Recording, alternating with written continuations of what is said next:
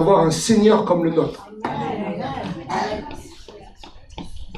J'avais cette vision pendant la louange, je voyais le peuple d'Égypte, le peuple juif qui sortait d'Égypte, et je voyais la mer qui était scindée en deux, et je voyais le peuple avancer dans cette mer, et c'était nous enfin. En fait, Dieu a ouvert à travers Jésus-Christ une brèche. Il a écarté la mer pour qu'on puisse traverser et rentrer où? Dans le pays de Canaan. C'est le pays de Canaan, là où coule le lait, le bon miel. Qu'est-ce que c'est bon le miel. Alléluia. Le miel, c'est symbole de guérison, symbole de vie. Et le Seigneur nous demandait vraiment de rentrer. Et vous avez vu ce qui se passe dans ce passage? Qu'est-ce qu'on voit? On voit le peuple qui a peur. Quand les soldats arrivent par derrière, le peuple tremble. Le peuple a peur. Et c'est toujours ce rôle de l'adversaire de nous intimider, de nous faire peur, pour nous éviter de rentrer dans la pleine bénédiction et d'amener la crédibilité dans nos cœurs.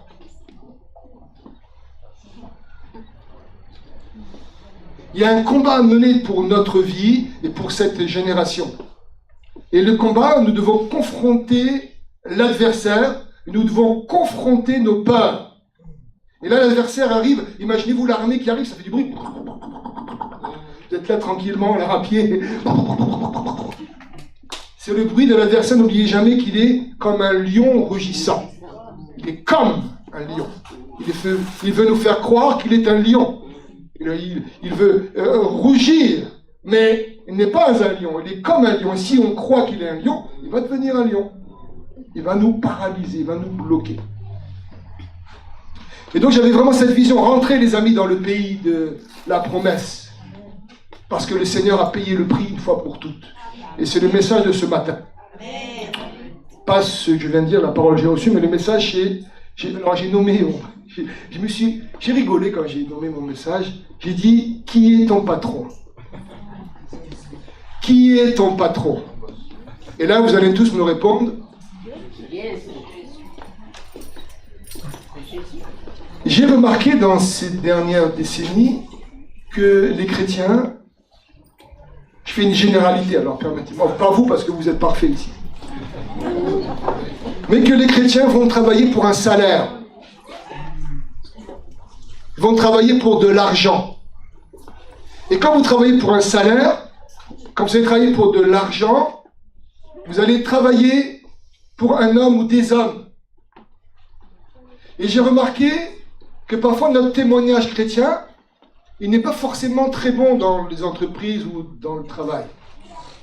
Alors que notre patron, c'est Dieu. Et l'apôtre Paul va le développer dans certaines de ses épîtres. Et le fait de travailler pour Dieu va nous permettre de travailler avec un respect, un honneur, une intégrité, un niveau de qualité qui va se déteindre par rapport à beaucoup. À un tel point, quand la réforme est arrivée, où Calvin est revenu à la parole de Dieu, les protestants étaient, comme ils travaillaient pour Dieu, étaient recherchés pour la qualité de leur travail après la réforme. Vous êtes là? Ils étaient recherchés. Et dans ce siècle de consumérisme, de matérialisme, on pourrait avoir tendance à aller travailler pour un homme et puis bon voilà, c'est juste un travail. Non, tout ce que nous faisons, c'est pour la gloire de Dieu. Notre travail, quand il est remis dans les mains de Dieu, il n'est pas vain. Quand il est remis dans les mains de Dieu, il est fait pour la gloire de Dieu. Même l'apôtre Paul ne va même pas remettre en question la notion d'esclavage. Il y avait des chrétiens, des esclaves qui s'étaient convertis, des serviteurs qui avaient des maîtres, et l'apôtre Paul ne leur demande même pas de sortir de l'esclavage. Il leur demande de servir leur maître, comme s'ils servaient Dieu. Et je sais que c'est difficile à comprendre pour notre culture. Il y a un appel pour nous à briller, mais pour cela, nous devons comprendre qui est notre patron. Nous devons comprendre ou saisir à nouveau qui est notre patron. Dans le psaume 121, verset 1, un psaume que vous aimez beaucoup, je le sais, ceux qui travaillent, si l'Éternel ne bâtit la maison, ceux qui la bâtissent travaillent en vain. Le roi Salomon explique que sans la bénédiction de Dieu, tout effort réalisé au travail est vain. Je répète, le roi Salomon explique que sans la bénédiction de Dieu, tout effort réalisé est un effort en vain. Et il dira vanité des vanités, tout est vanité, etc., etc. Donc tout effort qui n'est pas fait avec la bénédiction de Dieu est vain. Donc il y a une importance à comprendre ce matin, là. Et rappelez-vous le message de la semaine dernière, que j'ai déjà repris il y a 3 mois en arrière. C'était quoi le titre? C'était quoi le message?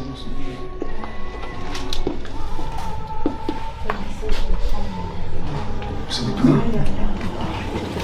Vous êtes là? C'était quoi le message de la semaine dernière, le titre? Déjà, nous sommes déjà bénis de toute bénédiction spirituelle dans les lieux célestes. C'est ce que dira l'apôtre Paul aux Éphésiens. Vous faites peur là, hein? Alors que j'ai prêché 3 mois en amont là-dessus. Mais je vais revenir, c'est pas grave, je vais revenir sur le message. Nous sommes déjà bénis, dira l'apôtre Paul dans son épître aux Éphésiens. Bénis de toute bénédiction spirituelle. Éphésiens chapitre 1 verset 3. Dieu soit béni, le Père de notre Seigneur Jésus-Christ, qui nous a bénis de toutes sortes de bénédictions spirituelles. Qui nous a bénis, c'est déjà réalisé en Christ. La mer a été ouverte, Christ est monté, il s'est offert pour que nous sommes déjà bénis. Donc on n'a pas besoin de demander les bénédictions, elles sont déjà là. On a besoin de les saisir. Quand vous êtes dans un magasin, si vous avez besoin de, je sais pas, tu veux quoi, du fromage, et que le fromage est en rayon, tu vas pas aller voir les vendeurs, tu dis, est-ce que, s'il vous plaît, je pourrais avoir du fromage? Non, tu vas te servir. D'accord? Tu vas te servir, tu vas prendre le fromage pour aller dans ta cuisine ensuite, faire des bons plats. Vous êtes d'accord avec moi? D'accord. Donc, parfois nous avons besoin de quelque chose et puis on cherche où est, alors que c'est déjà là. Le rayon est déjà plein. Alors, l'image du consumérisme n'est pas bonne, mais vous avez compris dans ce que je veux dire. Le rayon est déjà là, tout est déjà en stock. Le Seigneur a déjà tout préparé, il a rempli le stock de sa gloire. C'est pour ça que nous devons bien comprendre que pour travailler pour Dieu, nous devons saisir que nous sommes déjà bénis de toute bénédiction. Si nous ne sommes pas sûrs d'être bénis, quand nous allons commencer à œuvrer, on va avoir des difficultés à être rechargés, renouvelés et surtout à comprendre comment travailler. C'est ce que je vais développer par la suite. Donc, dans cette notion de travailler en vain, en hébreu, c'est une notion de vide, de néant. Quand on travaille en vain, on travaille dans le vide, dans le néant. C'est les synonymes de ce mot. Philippiens chapitre 3, verset 15. Et là, c'est important de comprendre que, puisque nous sommes déjà bénis, nous avons un niveau, Dieu, à travers qui nous a élevés. Philippiens chapitre 3, verset 15. Nous tous donc qui sommes parfaits, donc mûrs, matures, remplis, ayons cette même pensée. Et si vous êtes en quelque point dans notre avis, Dieu vous éclairera au-delà, aussi là-dessus. Donc nous qui sommes parfaits, il y a une notion de plénitude, il y a une notion de maturité. Et quand on regarde dans Hébreux chapitre 7, verset 19, car Hébreux chapitre 7, verset 19, on est bloqué sur le Yeshua, tu es encore dans l'adoration. Hébreux chapitre 7, verset 19, car la loi n'a rien amené à la perfection. Donc nous étions, plutôt nos amis étaient sur la loi mosaïque, nous étions sur notre propre loi, et la loi n'amène rien à la perfection. Et un peu plus loin, au chapitre 9, verset 11, dans les lettres aux Hébreux, mais Christ est venu comme souverain sacrificateur des biens à venir. Il a traversé le tabernacle, le plus grand, le plus parfait, qui n'est pas construit de main d'homme, c'est-à-dire qui n'est pas de cette création. Verset 12, Hébreux chapitre 9, verset 12. Et il est entré une fois pour toutes, pas deux fois, une fois pour toutes dans le lieu très saint, non avec le sang des boucs et des veaux. Donc avant, on faisait des sacrifices qui ne s'arrêtaient jamais pour le pardon des péchés, mais avec son propre sang, donc c'est ce qu'il a fait à Golgotha, ayant obtenu une rédemption éternelle. Donc, le Seigneur a traversé le tabernacle le plus grand et le plus parfait, afin que nous soyons dans cette dynamique de perfection dans les œuvres que nous réalisons dans notre vie, afin que nous ne travaillions pas en vain dans tous les domaines de notre vie. Ça peut être le balayage, ça peut être des milliers, tout ce que l'on fait, c'est pour la gloire de Dieu. Il y a simplement une notion de timing. Rappelez-vous Marthe et Marie. Est-ce que Marthe faisait bien d'accueillir correctement Jésus? Oui, mais ce n'est pas le timing. Il y avait un timing à respecter, un temps à réaliser. Donc elle travaillait en vain, alors que Marie, qui n'avait pas l'air de travailler, ne travaillait pas en vain. Elle travaillait pour la plénitude, pour la perfection. Ça va? Amen, amen. Vous êtes toujours là? Oui. Okay. Donc je continue. Hébreux chapitre 10, verset 14, un message que j'ai effectué il y a quelques mois aussi, un peu moins même, car, Hébreux 10, 14, car par une seule offrande, donc l'offrande de Christ, l'offrande de Jésus sur la croix, il a amené à la perfection pour toujours ceux qui sont sanctifiés. Car par une seule offrande, il a amené à la perfection, tu es parfaite, tu es parfait, pour toujours ceux qui sont sanctifiés. Et là, on se retrouve avec notre moi, avec notre conscience, avec nous-mêmes. Je dis, mais je ne comprends pas, je suis parfait, mais bon, je ne suis pas parfait. Mais le Seigneur va payer le prix pour qu'à travers son sang, nous soyons parfaits. Lui, il a fait le job. Lui, il a fait son travail. Il continue d'ailleurs encore aujourd'hui. Il a fait son travail, et dans son travail, il a réalisé des choses de plein, et il nous a amenés dans sa gloire, il nous a assis dans les lieux célestes en Jésus-Christ, et nous sommes bénis de toutes sortes de bénédictions. Mais la suite, la fin du verset, si tu peux mettre, s'il te plaît, le verset 14, complètement. Le verset 14, Hébreux chapitre 10, verset 14. Non, c'est pas ça. Bon. Je vais répéter le verset. Car par une seule offrande, il a amené à la perfection pour toujours.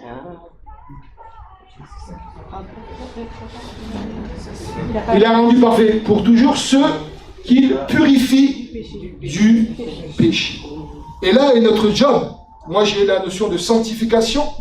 Notre job, c'est d'être sanctifié. Allô les amis? Notre travail en tant que chrétien, c'est de nous sanctifier pour pouvoir perdurer la chose.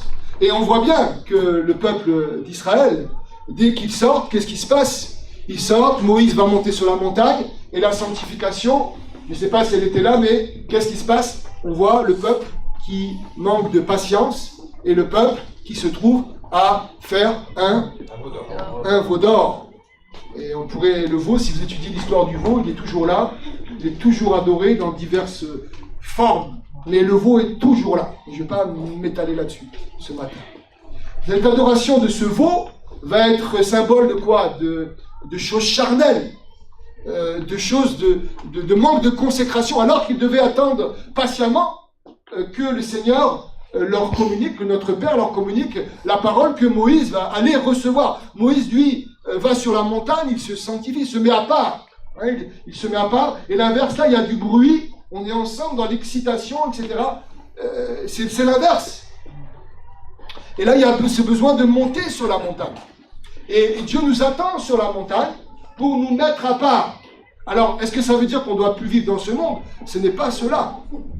C'est de prendre du temps avec Dieu, de prendre un temps, une relation, une intimité, et puis surtout de se mettre à l'écoute de Dieu pour enlever ce qui a besoin dans notre jardin à être enlevé.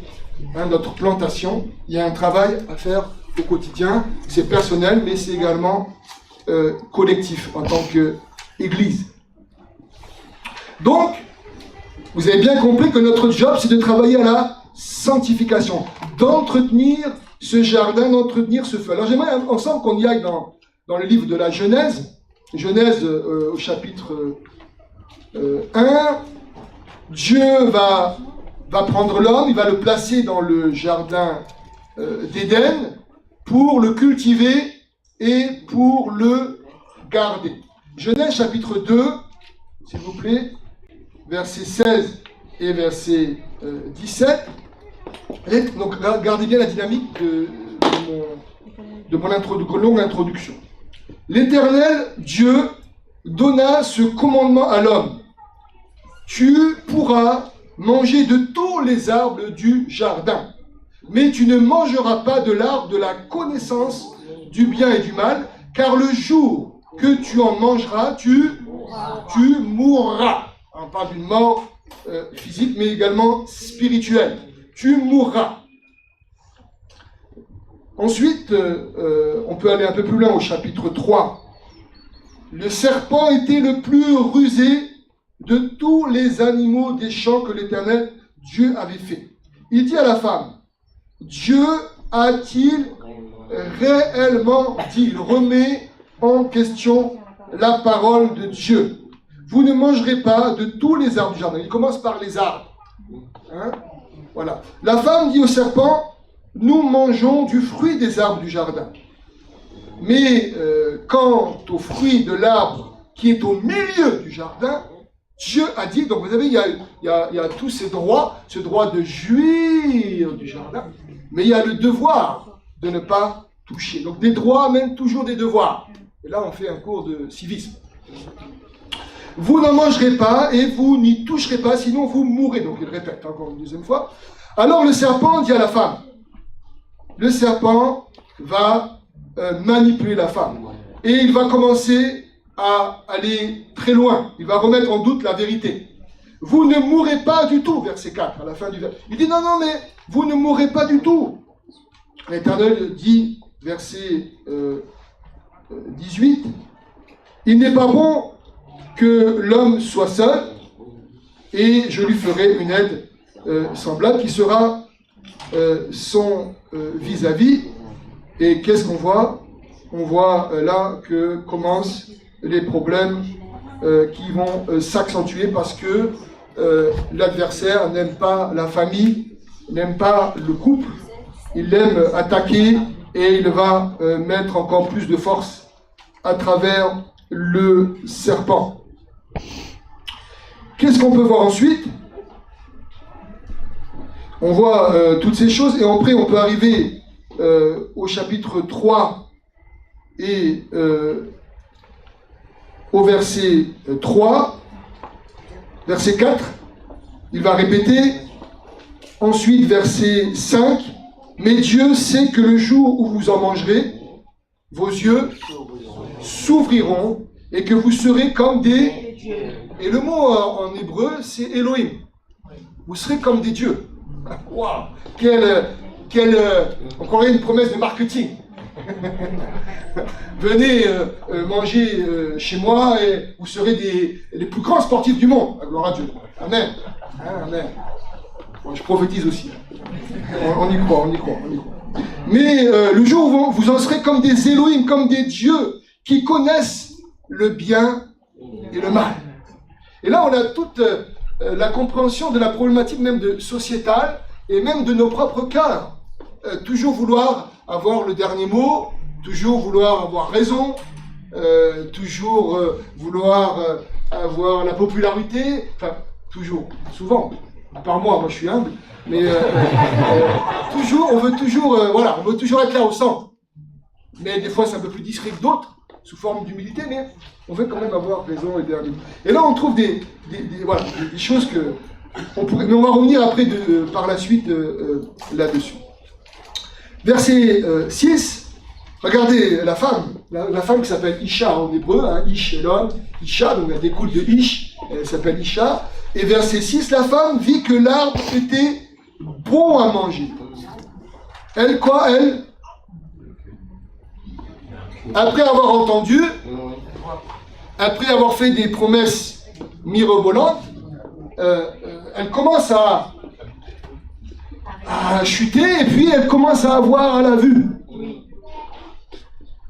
Et là, elle voit que l'arbre était bon à manger et propre à donner le discernement. Elle prit de son fruit et en mangea, et en donna aussi à son mari qui était avec elle, et il en mangea. Oh, Adam était avec elle, Ish était avec elle, et lui, il va également se soumettre à sa femme. Il va également obéir à l'injonction de sa femme, alors qu'il connaissait les ordres qu'il avait même reçus avant même qu'elle vienne avec lui, elle soit prise de sa côte. Il va également succomber à cette tentation et il va également suivre son épouse, sa femme, sa propre chair, et il va également faire en sorte qu'elle chute avec lui, chutent tous les deux ensemble. Et ce qui est impressionnant au verset 8 et 9, ou plutôt ce qu'on redécouvre, alors ils entendirent la voix de l'Éternel, donc Dieu qui parcourait le jardin avec la brise du soir. Donc, vous voyez, Dieu leur laissait quand même une grande liberté. Notre Dieu n'est pas un Dieu totalitaire. Il est un roi, mais il laissait déjà une liberté. C'est le plus grand Dieu. Ce n'est pas comme les dieux du monde occulte qui vous tourmentent quand vous n'allez pas dans leur direction. Notre Dieu, le Dieu vivant et vrai, la lumière du monde, et on voit bien qu'il les laisse dans une grande liberté. D'où l'importance dans l'Église également, au sens E, grand E, de laisser une liberté au peuple que nous formons, même s'il y a des choses qu'on doit saisir. Et donc il faut entendre la voix d'Éternel avec la brise du soir. L'homme et sa femme allèrent se cacher devant l'Éternel Dieu parmi les arbres du jardin. Donc le fait de travailler en vain, travailler dans le vide, va faire en sorte qu'ils vont s'assimiler à des végétaux. Les végétaux sur lesquels ils devaient dominer, on voit au chapitre 1 de Genèse, ils vont à cause de leur bêtise, de leur péché, ils vont se cacher. En gros, c'est nous ne valons pas mieux que des végétaux. Amen.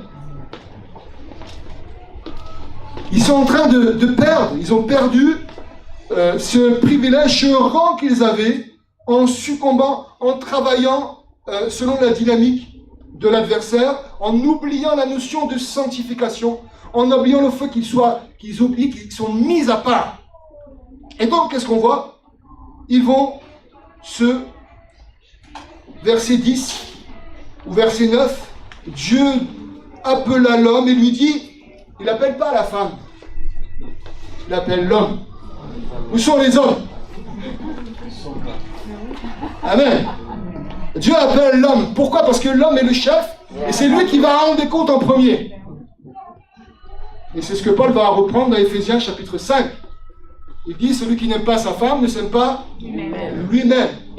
Donc ça veut dire que tu dois donner ta vie pour ta femme comme Christ a donné sa vie pour l'Église. Ça veut dire que c'est l'homme qui amène la dynamique de la maison. C'est l'homme qui est censé se repentir, le premier, s'il y a une difficulté, de montrer le chemin d'un chef, la direction et prendre ses responsabilités. Et là, l'homme va être confronté à l'Éternel. Et regardez les réponses, c'est intéressant. Hein?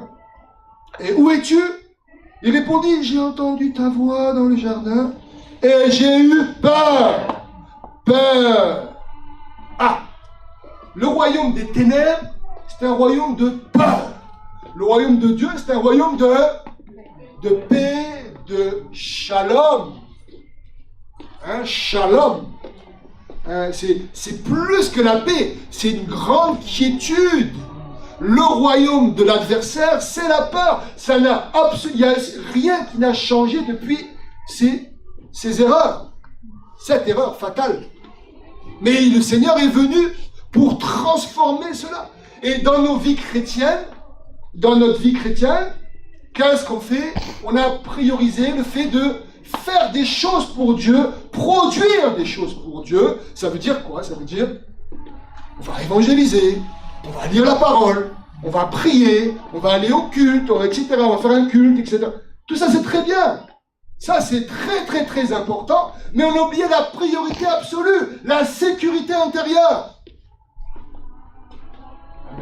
Parce que l'Église ne peut pas faire de disciples. Un homme de Dieu, une femme de Dieu ne pourra pas faire des disciples corrects sans la sécurité intérieure. Et donc, on fait les choses avec la parole, on prêche, on enseigne la parole, mais on oublie l'essentiel de cultiver le shalom.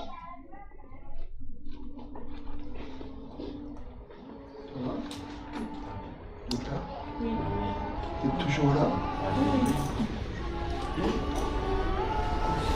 Ce n'est pas un esprit de peur ou de timidité que nous avons reçu, mais un esprit de force, un dynamis en grec. C'est le même mot que Acte 1:8, vous recevrez une puissance, vous recevrez un dynamis. L'onction qui est en nous, le Saint-Esprit qui est en nous, c'est la puissance de Dieu. Mais on ne peut pas vivre dans la puissance si elle est recouverte par la peur. Si la peur recouvre, si la peur n'est pas traitée, on ne pourra pas vivre pleinement dans ce que Dieu veut. Donc, qu'est-ce qui va se passer? On va faire attention à ce que les autres pensent sur nous. Regarde nos vies, dis sur nous plus que ce que la parole de Dieu dit sur nous. Et qu'est-ce qui va se passer? Au bout d'un moment, on va soit faire des compromis, ou bien on va être fixé sur les autres, sur les pensées des autres. Alors que notre Dieu est un Dieu jaloux. Jaloux, à lui la gloire. À lui la gloire. Quand Jean-Baptiste fait son job, il fait le job pour Dieu, je vous dis que je ne pense pas qu'il était aimé par tout le monde. Mais il fait le job pour Dieu, il travaille avec Dieu. Et il est focus, il est focalisé sur ce que Dieu pense de lui. Si tu veux servir Dieu, si tu veux te sanctifier, te mettre à part, tu dois absolument abandonner le regard, les paroles, les pensées, les raisonnements que les gens ont sur toi. Tu dois le travailler au quotidien afin de faire ce que Dieu te demande de faire. Parce que quand vous relisez les évangiles, dès que l'évangile est prêché, il y a une confrontation de puissance et automatiquement les adversaires se lèvent. Ils veulent intimider, ils veulent faire peur, comme la peur est rentrée en Ish et Isha, et la peur est rentrée à travers nous qui sommes leurs descendants. C'est à nous maintenant de travailler notre jardin, notre Éden, d'enlever la peur. Et également, on voit un peu plus loin, je n'ai pas le temps de dire parce que je vais être trop long après, mais on voit également, juste après au verset... donc, avant quand même, la peur de l'Éternel, je le dis quand même, la peur n'est pas la crainte de l'Éternel. La crainte de l'Éternel, dans le proverbe, c'est le commencement de la chose. Une crainte de l'Éternel, pas une peur, mais c'est un respect élevé pour Dieu. Alléluia. Mon timer me dit que c'est déjà fini, mais j'ai commencé. Une minute, c'est comme je vous l'ai dit. La crainte et la peur, c'est pas pareil. La crainte, c'est le respect de Dieu qui passe au-dessus de toute chose. Et on est prêt à tout revoir et voir en lui et pour lui. Alors que la peur, ça paralyse. Et donc, on voit également qu'ils sont rejetés. Un peu plus loin, on voit, ils sont rejetés, verset 23, ils sont rejetés du jardin d'Éden, expulsés. L'esprit de rejet. La peur et l'esprit de rejet. Alléluia. Nous sommes adoptés. C'est pour ça l'épître aux Romains est une épître essentielle dans notre compréhension du fait que nous soyons des fils et des filles du Père, des fils de Dieu, bien-aimés. C'est par son amour qu'on est des fils de Dieu. Il nous a tellement aimés. Et c'est que Calvin et Luther vont redécouvrir le salut par la foi et bien évidemment par cet amour. Je vais aller quand même vers mon message. Après la chute, Donc ça, c'est avant la chute. Après la chute, le travail est devenu difficile, car la loi du péché, c'est ce que l'apôtre Paul dira aux Romains, sera dans la création et dans l'homme. Genèse chapitre 3, verset 17, parce que tu as écouté la voix de ta femme, et que tu as mangé de l'arbre dont je t'avais défendu de manger, le sol sera maudit à cause de moi. C'est avec peine que tu en tireras la nourriture tous les jours de ta vie. Verset 18, il te produira des chardons et des broussailles, et tu en mangeras l'herbe de la campagne. C'est à la sueur de ton visage que tu mangeras du pain, jusqu'à ce que tu retournes dans le sol d'où tu as été pris. Et tu es poussière, et tu retourneras à la poussière. Donc j'ai bien dit retourne dans le sol, c'est pas retourner dans la crémation. C'est une parenthèse. Je lance. C'est pas retourner dans la crémation, c'est retourner dans le sol. On est arrivé, Dieu nous a créé, il a créé de la poussière, et on repartira dans la poussière, mais pas dans la crémation. Si vous voulez parler avec moi de cela, je suis prêt sur ce sujet. Vous pouvez même me téléphoner, on prend rendez-vous. J'ai mes armes scientifiques et spirituelles et bibliques. Mais je le dis quand même parce que ça me tient à cœur et que beaucoup se laissent séduire par cette chose qui ne vient pas, je ne crois pas, de la parole de Dieu. Mais je ferme ma parole. Je reprends, et je voudrais quand même arriver là ce matin. Qu'est-ce qu'on peut, quand on voit cette notion de séduction, là où nous avons pu aller dans la société, dans le monde, moi je pense absolument à la tour de Babel. Et là j'arrêterai ensuite, là je reprendrai plus tard. À la tour de Babel. Genèse chapitre 11, du verset 1 au verset 9. Je n'ai pas le temps de reprendre. La tour de Babel, c'était une tour que les hommes ont voulu faire à l'époque, après la chute bien évidemment. Genèse chapitre 3, c'était en forme de pyramide et ils voulaient que cette tour soit jusqu'au ciel. C'est rigolo, c'est comme s'il y avait une recherche de Dieu, mais c'est une recherche de Dieu en travaillant en vain, en travaillant avec nos propres capacités, notre propre sagesse. Et là, ils vont construire cette tour, on va dire la tour de Babel, et ils vont vouloir s'approcher. Et la tour de Babel, ça veut dire, vous savez ce que ça veut dire, les étudiants? Porte des dieux. C'est la porte des dieux. C'est pas la porte de Dieu, c'est la porte des dieux. Et avec un D minuscule. Et donc ça vient du verbe balal, vous connaissez balal, hein? Troubler, confondre, embrouiller, et c'est ce qui s'est passé, c'est ce que Dieu va faire. Et au verset 4, j'ai pas le temps de le prendre, mais Genèse chapitre 11, verset 4, qu'est-ce qu'on voit? Ils veulent se faire un nom. Ils veulent devenir célèbres. Ils veulent avoir des millions de followers. Et j'ai cette parole de mon ami Smith, Wigglesworth. Tant de gens veulent faire de grandes choses et être vus en train de faire de grandes choses, mais celui que Dieu utilisera est celui qui est prêt à être caché. Pas celui qui est caché. Parce que je sais, celui qui est prêt à être caché. Tant de gens veulent faire de grandes choses et être vus en train de faire de grandes choses, mais celui que Dieu utilisera est celui qui est prêt à être caché. Faisons-nous un nom. Faisons-nous un nom. Absolument, il faut toucher Dieu. Et qu'est-ce qui va se passer? Dieu va venir vers eux. Mais Dieu va amener la confusion. Il va détruire cet esprit et on va se répandre ensuite dans toute la terre et il y aura ensuite toutes ces langues qui arriveront ensuite. Donc, se faire un nom, c'est l'inverse du royaume de Dieu. Dans le royaume de Dieu, on peut se faire un nom, mais le nom c'est en Dieu et c'est pour Dieu. Et je parle souvent de Jean-Baptiste, que je l'aime beaucoup. Jean-Baptiste a élevé le nom de l'Éternel. Et notre vie sur terre en tant que chrétien, dans le royaume de Dieu, si nous adorons un roi, notre Père qui est aux cieux, que ton règne vienne, que ton royaume vienne. Si dans un royaume il y a un roi, si notre roi c'est Jésus, le but de notre vie, c'est d'élever notre roi. Et c'est pour cela quand on prépare un message, quand on prépare une exhortation, quand on prépare un enseignement, quand on prépare un partage avec quelqu'un, où Jésus a été élevé, où le roi a été proclamé. Il y a quelque temps, j'étais avec un maire d'une grande ville, et je ne pourrais pas dire, c'est filmé. J'étais avec un maire d'une grande ville, et puis il a commencé à dérouler des choses, voilà, de ce qu'il faisait, et gloire à Dieu que c'était bien. Et puis au bout d'un moment, il nous fait comprendre que le fait religieux prend de la place, etc., et prend de plus en plus de place. Et il parlait de toutes les religions, mais nous on était là pour le christianisme, hein. Il parlait de la foi chrétienne. Puis au bout d'un moment, il a laissé un petit blanc.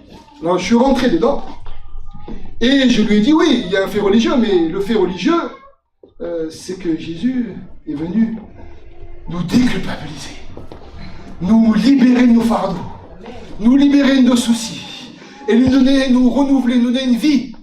Et c'est ce qu'il a accompli à la croix, etc. Et de suite, dès que j'ai pu laisser un petit blanc, il a repris, il est reparti. Alors s'il écoute, qu'il soit béni. Gloire à Dieu. Mais Jésus, c'est lui notre vie. Notre vie, ici, est passagère. Et la question, c'est comment travaillons-nous pour lui? Est-ce qu'on travaille avec nos propres forces, nos propres sagesses, nos propres capacités? Ou est-ce que vraiment on travaille dans le shalom, dans la paix? Quand on travaille dans la paix, on n'attend rien au shalom, on n'attend rien des autres. Si vous attendez des choses des autres, de votre employeur, vous attendez des choses de vos frères et vos sœurs, des choses de votre concubin, votre concubine, des choses de vos enfants, etc., vous allez toujours être déçus un jour ou l'autre. Parce que malheur à l'homme qui se confie en l'homme, béni soit l'homme qui se confie à l'Éternel. Quand on travaille réellement pour Dieu, on n'attend rien en retour. Et Jésus nous a montré l'exemple quand en Gethsémane, je termine par cela, quand en Gethsémane, ils l'ont tous abandonné. Quand ils l'ont tous abandonné, qu'est-ce qu'il fait? Quelle est l'attitude de Jésus? Puisque il n'y avait pas l'esprit de rejet, il n'y avait pas l'esprit de peur, la peur était enlevée. Pas ma volonté, mais ta volonté. Puisqu'il n'était pas orphelin, il était fils du Père, comme nous sommes fils, ses fils et ses filles. Alors, il est capable, malgré le fait que le peuple de Dieu le rejette, le peuple à qui le peuple juif le rejette, les religieux qui connaissaient la loi comme des champions, les pharisiens, les chefs religieux, le rejettent. Il est capable de prier pour ceux que Dieu lui a confiés. Il est capable de les bénir. Parce qu'il est en sécurité, il attend tout du Père. Il est dans le Père. Et c'est lui, notre grand modèle. Si l'Éternel ne bâtit la maison, je reviens à mon verset de base, Psaume 127, verset 1. Si l'Éternel ne bâtit la maison est bâtie en vain, elle est bâtie en néant. Ecclésiaste chapitre 1, verset 2, vanité des vanités, tout est vanité. Salomon va montrer que tout est vanité si on ne travaille pas, si on ne vit sans Dieu. Salomon bâtira la maison d'Éternel, le temple à Jérusalem, et on voit bien que Jésus est au-delà, on a lu en hébreu tout à l'heure, est au-delà de ce temple, et il dira même dans Matthieu chapitre 18, 16, verset 18, s'il vous plaît, merci, s'il vous plaît, j'ai bientôt fini. Il a dit, je bâtirai mon église, et les portes du séjour des morts ne prévaudra pas contre elle. Ceux qui travaillent en Jésus-Christ et qui saisissent, s'il te plaît, laisse-moi 2 minutes, merci. Ceux qui saisissent sa bénédiction peuvent être certains que leur travail ne sera pas inutile. Je termine par 1 Corinthiens, s'il te plaît, chapitre 15, verset 58.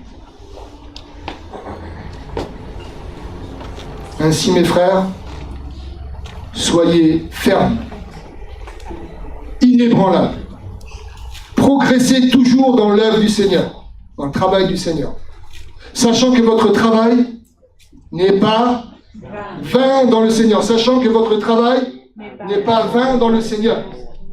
tu dois travailler avec l'Esprit Saint. Tu dois travailler avec la parole de Dieu.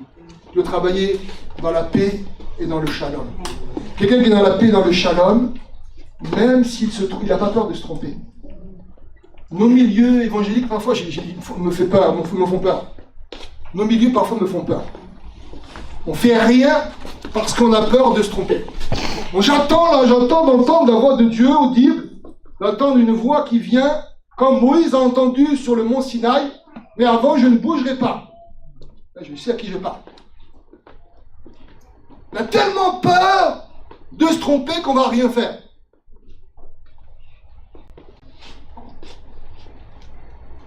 Un homme de Dieu, une femme de Dieu n'a pas peur de se tromper. Une femme de Dieu, un homme de Dieu n'a pas peur d'être rejeté par Dieu. Parce qu'un homme de Dieu, une femme de Dieu qui travaille avec Dieu est dans l'assurance de sa perfection et de son amour. Que Dieu nous aime.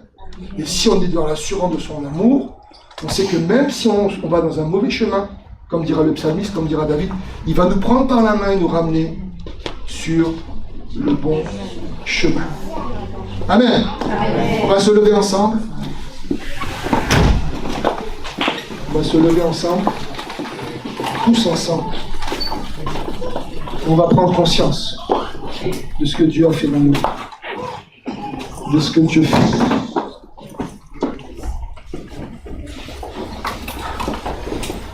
Alléluia.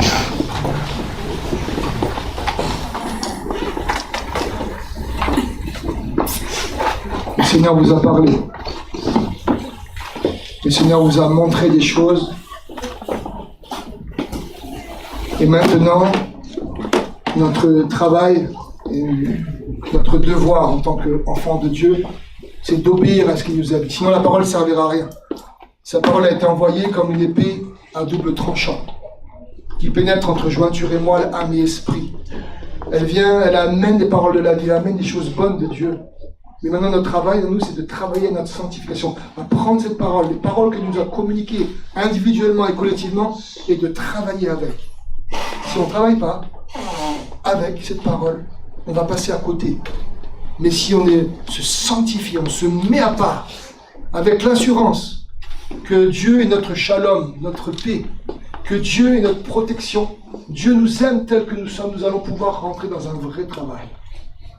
Quelqu'un qui est en sécurité, il forme des disciples. Quelqu'un qui est en insécurité, il doit former des gens qui vont le suivre. Et nous ne voulons pas faire des suiveurs. Nous voulons faire des hommes et des femmes, nous sommes tous appelés ici à faire des disciples. Des hommes et des femmes qui reproduisent ce que fait le Maître. Alléluia. Eric, tu peux venir s'il te plaît avec l'équipe? On va reprendre Yeshua, je ne sais pas l'heure qu'il est, hein. J'ai décroché du timing. On va reprendre ce chant. On va prendre un temps de prière, merci. L'avantage de prêcher, c'est que voilà, je vis ma vie, ma passion.